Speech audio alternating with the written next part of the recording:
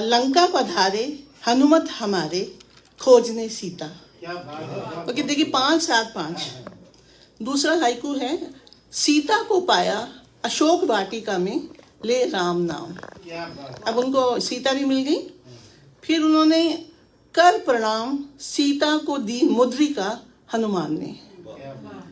Haiku में ही, क्योंकि छोटी कविता है तो उसी की इसमें शब्दों के अंदर बन के ही लिखना होता है और भाव पूरे होने चाहिए जी। नहीं, ये हाइकू। हाँ जी बिल्कुल, हाँ कंप्लीट पूरा। खोज वैदेही वाटिका को उजाड़ा हनुमान ने। उसके बाद पावक लगी हनुमत पूंछ में जला दी लंका। फिर आग भी लगा ली और लंका भी जला दी। फिर अग्निशमन प्रचंड हुआ रूप लंका दहन हो गया। आगे अग्नि की बूंदे झाड़ते रहे पूंछ पिघली लंका। मतलब अग्नि की बूंदे वो झाड़ते रहे मगर लंका को पूरा पिघाल के ही उन्होंने अपना दम लिया। और उस वक़्त देखिए, भागे मेघ भी बुझा ना पाए अग्नि ग्लानि से भरे। अग्नि की नदी धरती से आकाश इंद्रधनुष। अग्नि की नदी ऐसे लग रही थी जैसे धरती से आकाश इंद्रधनुष हो। और देखे रावण लंका का सर्वनाश 20 आंखों से।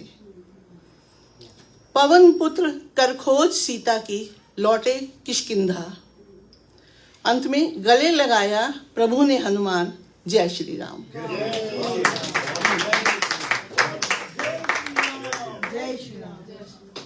बहुत ही अच्छा था, बहुत अच्छा, बहुत सुंदर था, बहुत सुंदर, बहुत बढ़िया। ये एक अलग विधा है, ऐसा बहुत ही अच्छी विधा जापान से। काफी काम कर रहे हैं। अच्छा हुआ आपने मेरे को बता दिया। इनका कंपटीशन में हाइकू लिखना था, मुझे नहीं पता था। बट उनके में ये था कि इधर you have to write haiku और you have to write any other poem. अच्छा, तो उसने अपने फ्लो में ही लिख डाली। छप चुके हैं, काफी किताबें आई हैं, हाइकू के संग्रह आए हैं और इसमें हमारी यूनिवर्सिटी इसके ऊपर पीएचडी भी की जा रही है। तो हम अगले साल उसको फिर बोलेंगे आप हाइकू ये होता है तो ये लिखो आप। जरूर, कोई मदद हो तो बताइए। हाँ। तो मैं क्या सुनाऊं, मैं समझ में नहीं आ रहा मुझे, लेकिन मैं आपको एक छोटा सा, तो ये कुछ लाइन है, मतलब इसको आप ना तो शेर समझिए ना गजल समझिए ना कोई, बस ऐसे ही बस एक्सप्रेशन है, अभिव्यक्ति। घर बेकार की बातें हम अपने दिल में रखेंगे, घर बेकार की बातें हम अपने दिल में रखेंगे, अपनी मोहब्बत को भला किस जगह रखेंगे। तो अपनी मोहब्बत को भला किस जगह रखेंगे। परवाह ना हो जिसको वो क्या बात रखेंगे, परवाह ना हो जिसको वो क्या बात रखेंगे, रखेंगे अगर वो बात बस अपनी बात रखेंगे। वादे किए हमने तो कसम भी उनकी रखेंगे, वादे किए हमने तो कसम भी उनकी रखेंगे, रखे बहुत से गम गमे फुरकत भी रखेंगे, रखे बहुत से गम गमे फुरकत भी रखेंगे। तुम्हारी जिद है सुनने की तो तेरी बात रखेंगे, तुम्हारी इज्जत है सुनने की तो तेरी बात रखेंगे, हम शायर महफिल में उसे रोशन भी रखेंगे। धन्यवाद साहब। अब मैं आपको एक छोटा सा सुना देता हूँ कि मैंने आज़ादी पर कुछ लिखा था, तो मैं आप लोगों के साथ शेयर करना चाहता हूँ। आज़ादी का एक, तो मैं आज़ाद हूँ अपना भविष्य संवारने के लिए, मैं आज़ाद हूँ अपना भविष्य संवारने के लिए, पर चाह कर भी अपना भूतकाल नहीं बदल सकता, पर चाह कर भी अपना भूतकाल नहीं बदल सकता। जानता हूँ भूत बदला तो वर्तमान बदल जाएगा, जानता हूँ भूत बदला तो वर्तमान बदल जाएगा, भविष्य बदला ना बदला इस जीवन का अर्थ का अनर्थ हो जाएगा। इसलिए मैं अपनी आज़ादी की सीमा से खुश हूँ, इसलिए मैं अपनी आज़ादी की सीमा से खुश हूँ और आज़ादी की जिद नहीं करता, और आज़ादी की जिद नहीं करता। जानता हूँ जिसे चाहें दोस्त बना सकता हूँ, पर अपने रिश्तेदार में नहीं चुन सकता। जानता हूँ जिसे चाहे दोस्त बना सकता हूँ, पर अपने रिश्तेदार में नहीं चुन सकता। चाहे आकाश में उड़ने का सपना देखूं, पर इस धरती से नाता तोड़ नहीं सकता। खुशियों के पीछे क्षितिज तक भाग सकता हूँ, खुशियों के पीछे क्षितिज तक भाग सकता हूँ, पर दुख की पीड़ा छुड़ा नहीं सकता। अपनी सांसों को योग से संवार सकता हूँ, पर सांस लेना बंद नहीं कर सकता। कम से कम जीते जी तो नहीं, और अगर हारे तो आज़ाद नहीं रह सकते। इसलिए मैं अपनी आज़ादी से खुश हूँ। क्या है कि मैं विदेशियों से अपने देश को आज़ाद तो करा सकता हूँ, क्या है कि मैं अपने विदेशियों से अपने देश को आज़ाद तो करा सकता हूँ, पर रामराज ला नहीं सकता। कोशिश तो मेरे पुरखों ने भी बहुत की, पर कोई किसी को किसी के प्रारब्ध से आज़ादी दिला दे, कभी होकर भी मैं ऐसा कह नहीं सकता। जितनी आज़ादी मुझे मिली है उसी में मैं खुश हूँ। जितनी आज़ादी मुझे मिली है उसी में मैं खुश हो लूँ, मस्त हो लूँ। फिर तुम कुछ भी कहो, मुझे इस नियमित आज़ादी से, अनियमित नहीं, नियमित आज़ादी से कोई वंचित कर भी नहीं सकता। धन्यवाद।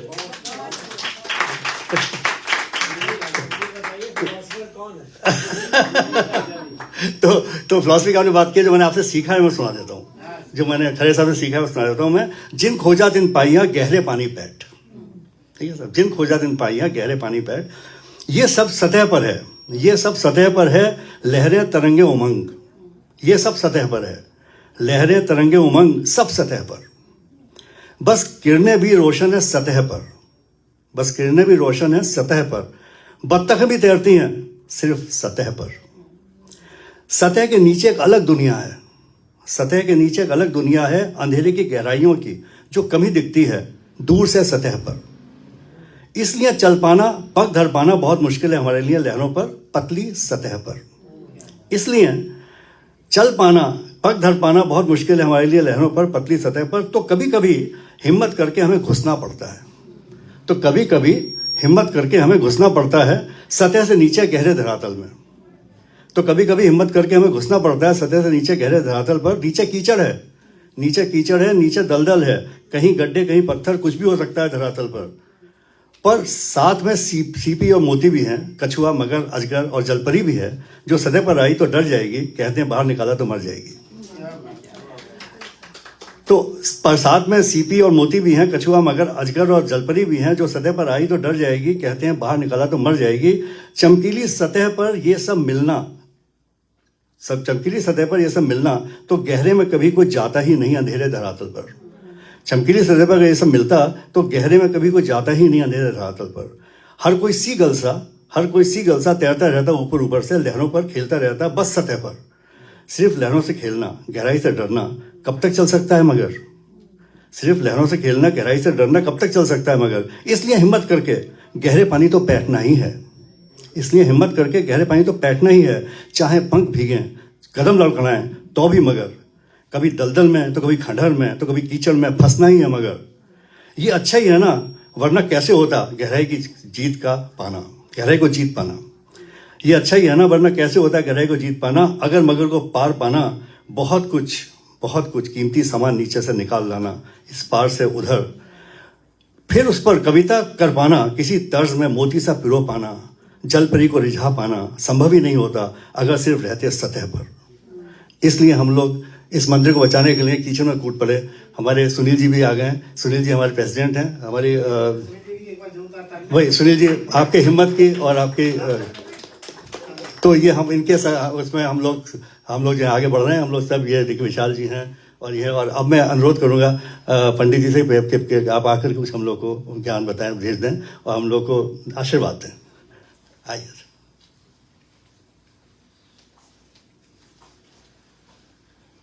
आप सभी कवियों को, जो साहित्य के मूर्धन्य विद्वान हैं, अपने शब्दों में बहुत कुछ समेटे रहते हैं और कितनी गहराई होती है, गहराई के साथ अपने बातों को कहते हैं। मैं भी एक ऐसे परिवार से हूँ कि जहाँ इसका माहौल रहा है।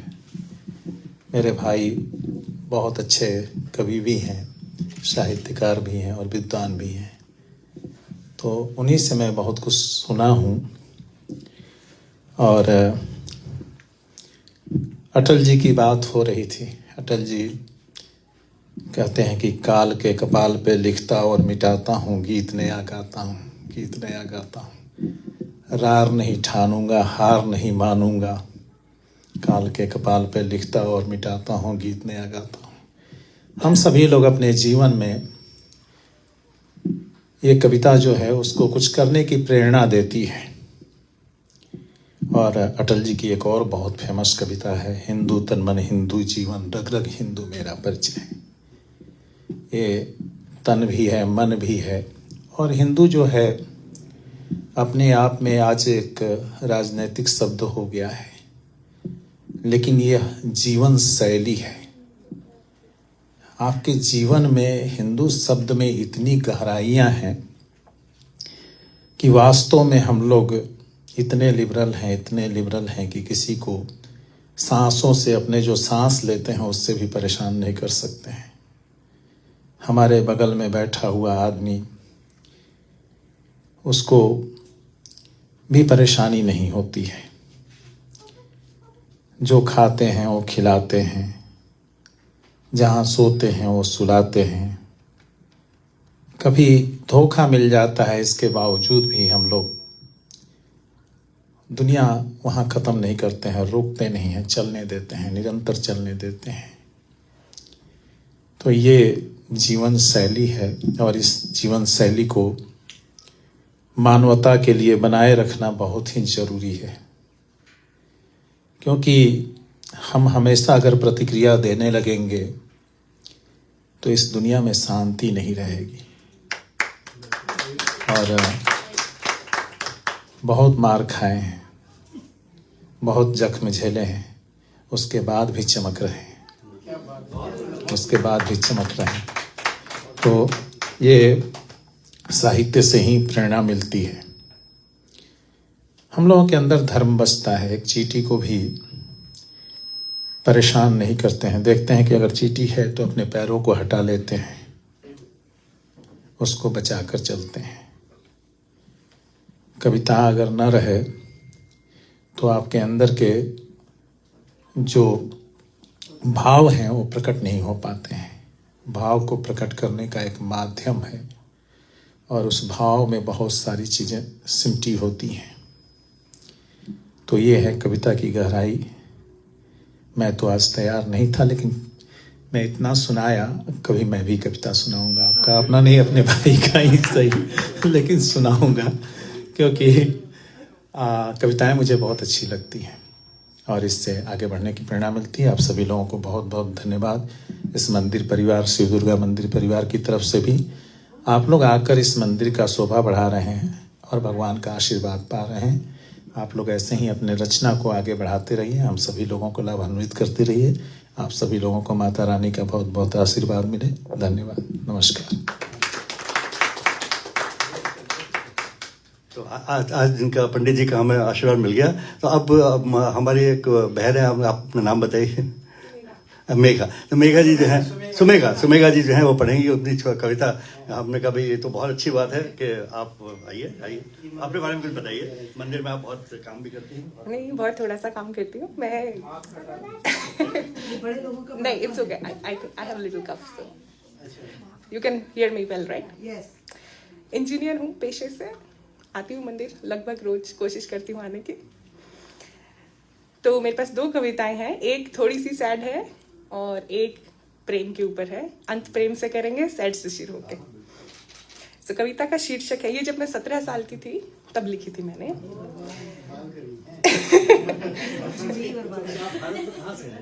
राजस्थान से हूँ मैं, राजस्थान पंजाब बॉर्डर से हूँ जी। कविता का शीर्षक है परित्यक्ता।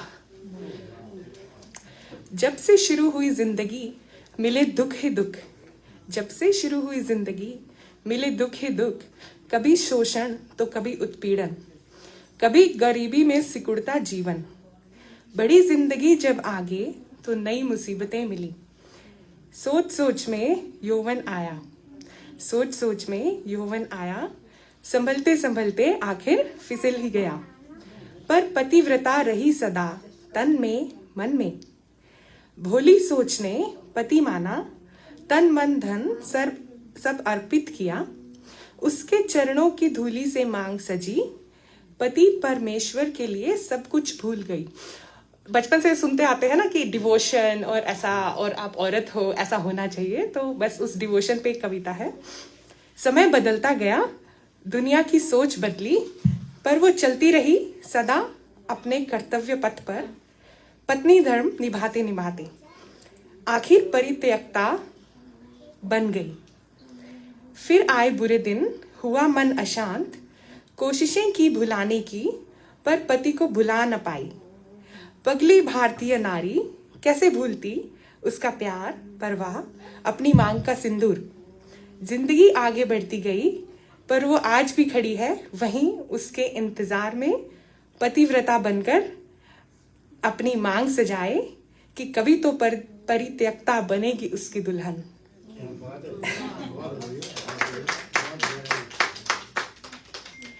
तो एक ये जब मैं शायद 21 साल की होंगी तब मैंने लिखी थी।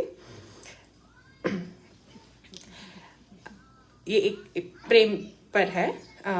जी चाहता है शीर्षक है, जी चाहता है। सुबह जागते ही सबसे पहले तुझे देखने को जी चाहता है। तू जब पलके मूंदे थोड़ा जगा सा सोया हो, तेरे माथे को चूमने को दिल चाहता है। और जब तू पलके खोले तुझे आंखों में बसाने को जी चाहता है। मेरी हंसी देखकर जब तू मुस्कुराए तो अपना सब कुछ लुटा देने को जी चाहता है। जब तू शरारती सा मुझे चिढ़ाए तो उस शरारत को मन में बसाने को जी चाहता है। जब मैं रूठ कर बैठूं और तुम मुझे मनाए और प्यार से गले लगाए तो उस एहसास को जी चाहता है।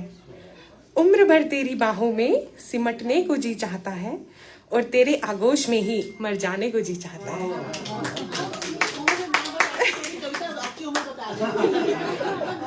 नहीं, मैं बड़ी हो गई अब।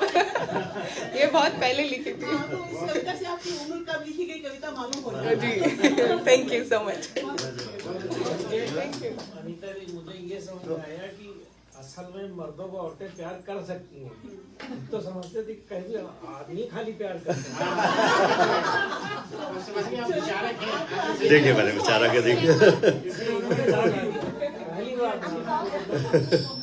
तो यदि कोई और पढ़ना चाहे कुछ तो स्वागत है, और नहीं तो फिर हम कार्यक्रम समाप्त करते हैं क्योंकि हमारे समय की मर्यादा है। तो भाई बहुत बहुत धन्यवाद आप सब लोगों के आने का, और आप लोगों का तहे दिल से शुक्रिया। और चाय और समोसे हैं, आप लोग जरूर नौश फरमाएं। अब एक और सुनेंगे आप? चलिए आइए ब्रह्मज्ञानी जी, तो आपके उससे फिर समापन हो जाएगा, फिर मैं इजाजत लेता हूँ। सब धन्यवाद, बहुत बहुत धन्यवाद आप लोग। आइए।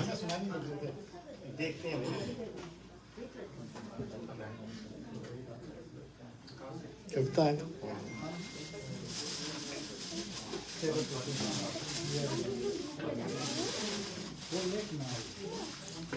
अच्छा, दो छोटी छोटी कविताएं सुनाएंगे, है ना। सतत प्रयास जीवन में बड़े आवश्यक हैं। कोई भी कठिन कार्य है, अगर आप लगातार करते रहें, जैसे जो यहाँ पे था, हार नहीं मानूंगा, रार नहीं ठानूंगा, ये जो सतत प्रयास की ही बात है। एक बार हम सी बीच पे गए तो हमने देखा कि एक पहाड़ी सी थी समुद्र में, और उसको पानी की धार ने काट डाला। तो उसी पे हमने एक कविता लिखी वहां बैठे हुए। कविता थी, अनवरत अनथक प्रयास सिद्ध करते दुसाध्य को।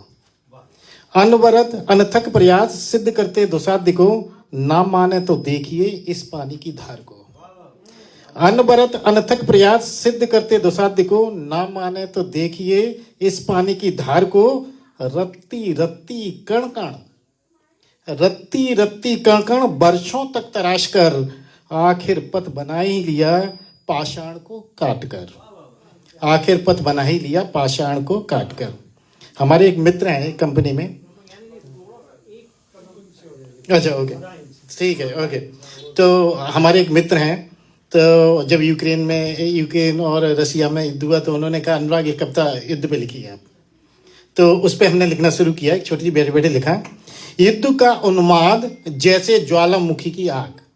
युद्ध का उन्माद जैसे ज्वालामुखी की आग, करता है ध्वंस और बचती है राख। युद्ध का उन्माद जैसे ज्वालामुखी की आग, करता है ध्वंस और बचती है राख। एक ऐसा खेल जिसमें होती है दोनों की ही हार। कोई भी लड़े, कोई भी जीते, लेकिन हार दोनों की होनी है। एक ऐसा खेल जिसमें होती है दोनों की ही हार। पिसती है मानवता, करती है मौत अट्टहास। पिसती है मानवता, करती है मौत अट्टहास। युद्ध से किसी को कुछ ना मिला तात। युद्ध से कभी किसी को कुछ नहीं मिला। युद्ध से किसी को कुछ ना मिला तात। कालिखें गवाह हैं और साक्षी है इतिहास। कालिखें गवाह हैं और साक्षी है इतिहास। मैंने सुना है गीता का सार। मैंने सुना है गीता का सार। खाली हाथ आया है तू और जाएगा भी खाली हाथ। खाली हाथ आया है तू और जाएगा भी खाली हाथ। यदि यकीन ना हो तो देख ले सिकंदर, हिटलर और तमामों का हाल। यदि यकीन ना हो तो देख ले सिकंदर, हिटलर और तमामों का हाल। जीवन भर जिन्होंने किया धरती को रक्त से लाल, जीवन भर जिन्होंने किया धरती को रक्त से लाल, यूं ही समा गए काल के गाल। इसको देखो क्या कर रहा है।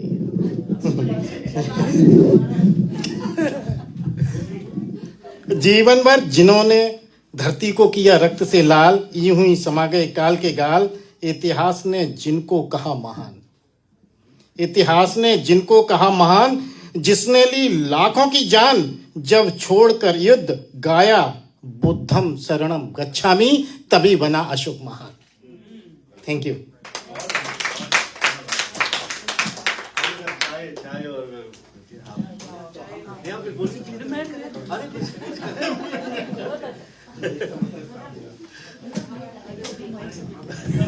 बहुत बड़ा आपने मिस किया। किसी ने भी पेपर चुराया। हाँ। ऐसा शर्मा